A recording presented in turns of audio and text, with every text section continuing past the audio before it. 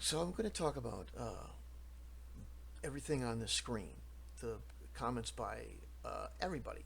Double D, Black Dragon, Jeffro, this curse individual whom I don't know, all in relation to One for One Time. But I have to put out this disclaimer because everything is weird today. And if a horrible, evil, genocidal maniac said a 52 Ferrari Testarossa is a sexy car, and I did too, I I don't back that person, whomever, whichever genocidal maniac. I would probably say it would be Mussolini, but whatever. That do you understand what I'm saying? So what you're about to hear isn't some tacit approval of any type of behavior or personality. It's about the game and the game mechanics being discussed. Okay, great, thanks. But here he's not wrong. Um, if you have a party or a section of a party whom is out of the action for 3 months on a boat, play the action wherever the hell else the action is. Black Dragon Games isn't wrong either, though. Hey, maybe just because you're on a boat doesn't mean there won't be travel encounters. Okay, well then here's what you do. Then when this is why you keep time. When did it, out of the 3 months, when did you come across the Kraken? Is that your travel encounter? Your ship gets attacked by the Kraken? When? A week out? A month out? What time?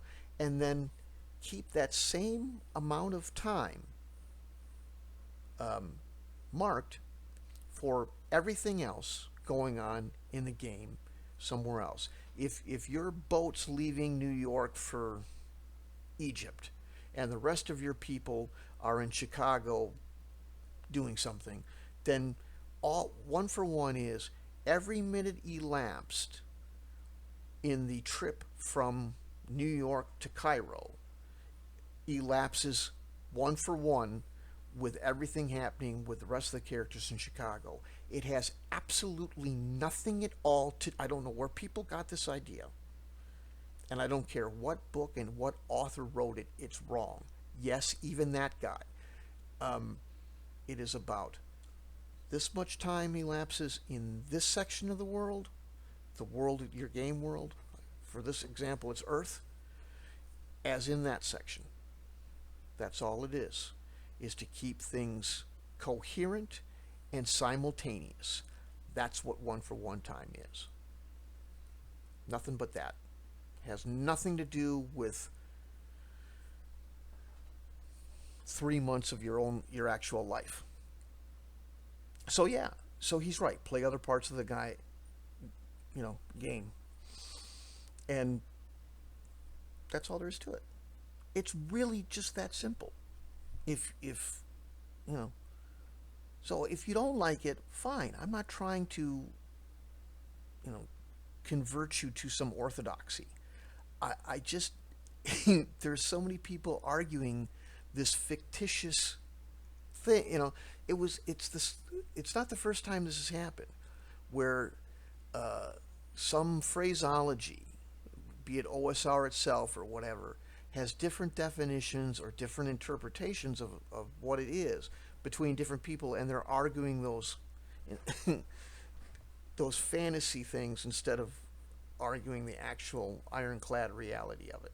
And that's what the reality of it is. And maybe the ratio thing is the wrong way to describe it. Maybe a different buzz phrase or whatever would work better. But I don't know where people got real time from. I've had people say, well, that's what Gary was saying. I don't I don't see that anywhere. It's you're misinterpreting something said or written to come to that conclusion, and it's not your fault because there is uh, some bad editing in these old games that can lead to that kind of confusion. But no, it has nothing to do with the time elapsing on the clock on your wall in the room that you're playing D&D. The hell's that? Hit a button. But simple as that. So, like it, love it, play it, or don't. It's not about real time on the real planet Earth at all.